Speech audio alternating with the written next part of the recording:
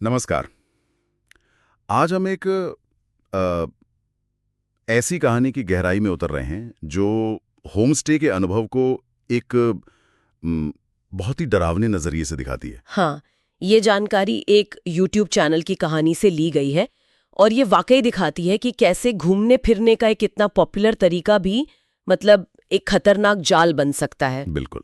हमारा मकसद भी यही है कि इस किस्से के जरिए समझें कि कैसे भरोसे का गलत इस्तेमाल हो सकता है और कैसे वो छुपे हुए खतरे हो सकते हैं। हाँ, और ये कहानी दिखाती है कि कैसे एकांत और जो शुरू की मेजबानी होती है ना, उसका इस्तेमाल किसी को मनोवैज्ञानिक रूप से फंसाने के लिए किया जा सकता है। अच्छा। कहानी एक युवा कपल से शुरू होती है, दिल्ली एनसीआर से। वो पहाड़ों में कहीं शांत ऑफबीट जगह ढूंढ रहे थे और एक बुजुर्ग जोड़े के होमस्टे में रुके। हाँ, और वो मेजबान, जैसा अक्सर ऐसी कहानियों में होता है, शुरू में तो बहुत ही अपनेपन से पेश आते हैं। एकदम घर जैसा माहौल, घर का खाना। हाँ, और तो और बिना ज्यादा पैसे लिए रुकने देना, ये सब जैसे भरोसा बनाने के तरीके लगते हैं, है ना? बिल्कुल। और वहाँ पहले से कुछ मेहमान भी थे जो उन मेजबानों की बहुत तारीफ कर रहे थे। ये एक दिलचस्प पहलू है। दूसरों की मौजूदगी और तारीफें अक्सर शक को कम कर देती हैं। सही कहा। फिर आती है वो खास हर्बल चाय। हाँ, चाय। जिसे वो सेहत के लिए फायदेमंद बताकर रोज पिलाते थे। कहानी के मुताबिक यहीं से चीजें थोड़ी अजीब होनी शुरू होती हैं। जैसे? पहले तो वो बाकी मेहमान अचानक चले जाते हैं बिना बताए। अच्छा। फिर कपल को रात में अजीब आवाजें सुनाई देने लगती हैं, जैसे कोई चल फिर रहा हो।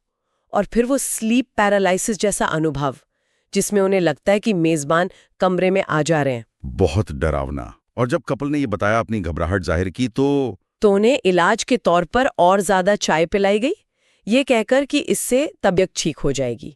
मतलब मदद का दिखावा, लेकिन असल में वो नियंत्रण बढ़ाने का तरीका था एक तरह से। बिल्कुल सही। फिर आता है वो निर्णायक मोड़, जब कपल जाने का फैसला करता है। हाँ। पर मेजबान उन्हें आखिरी रात रुकने और जाहिर है वही चाय पीने के लिए मना लेते और हैं। कहानी के अनुसार चाय पीने के बाद क्या हुआ?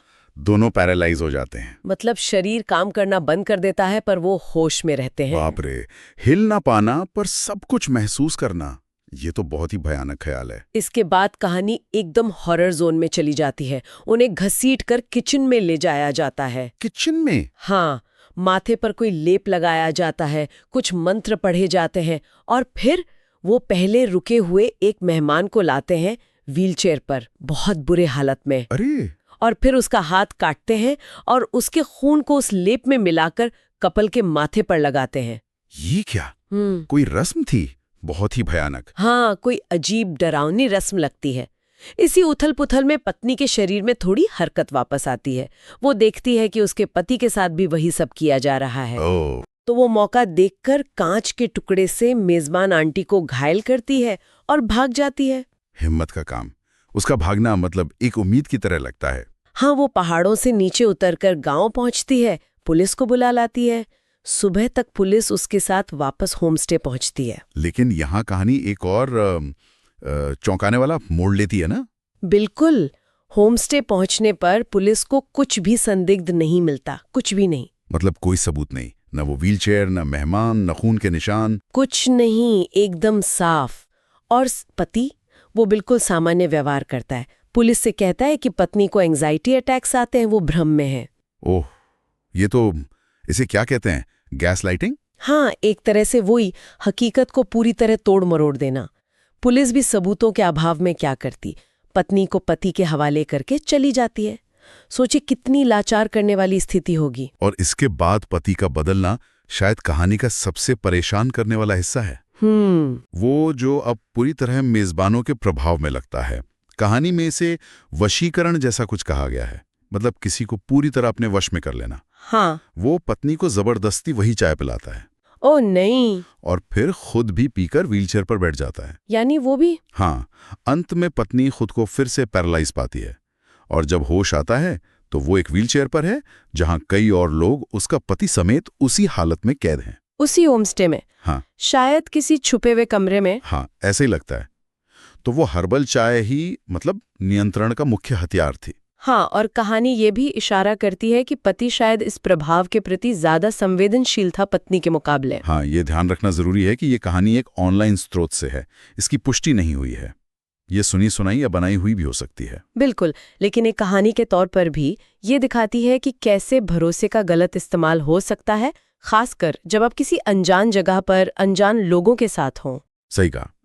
ये किस्सा हमें होमस्टे, काउच सर्फिंग या यहाँ तक कि OLX जैसी जगहों पर भी अजनबियों से मिलते वक्त सतर्क रहने की याद दिलाता है। हाँ, और बात सिर्फ शारीरिक सुरक्षा की नहीं है, मनोवैज्ञानिक रूप से फंसाए जाने का खतरा भी होता है। दूर दराज के इलाके और ऐसे प्लेटफॉर्म जहां वेरिफिकेशन ठीक से ना हो, वो इस जोखिम को और बढ़ा सकते हैं। तो इस कहानी से हमने देखा कि कैसे एक साधारण सा लगने वाला अनुभव एक भयानक जाल में बदल सकता है।